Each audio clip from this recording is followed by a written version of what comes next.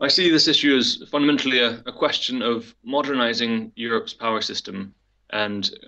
meeting the new functionalities that will be needed as it decarbonizes and as it integrates at the European space. So I think the electricity highways concept is a really core part of that because it's at its heart, it's about the ability to trade power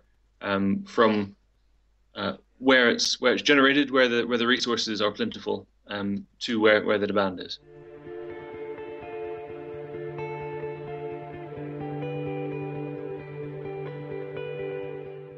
I think the real risk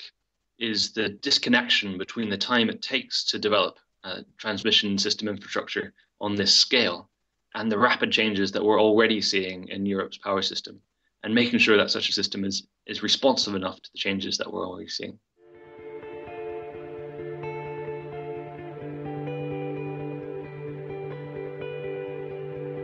First, this is exactly the right time to be looking at these questions, given that the amount of time taken to plan and deliver such a system and the rapid changes that we're likely to be seeing in the system. Secondly, the only way to deal with risks are to bring in as many different stakeholders as possible that will help the transmission planners recognize what those risks are going to be and think of innovative ways of responding and dealing with those as they arise.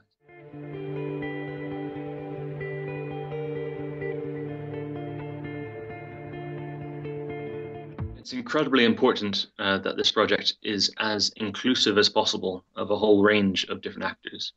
And what we're talking about here isn't just some of the technology questions about what the kit will look like. And it's not just a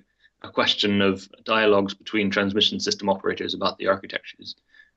Essentially, what we're facing is a combination of our energy systems futures, our land use planning and futures, all of which will have environmental impacts, social impacts, economic impacts, ranging from electricity price impacts on consumers, all the way through to some macroeconomic impacts as well. So a public dialogue and a dialogue with all the major stakeholder groups for these areas, I think needs to be really an area that underpins all of the work that takes place.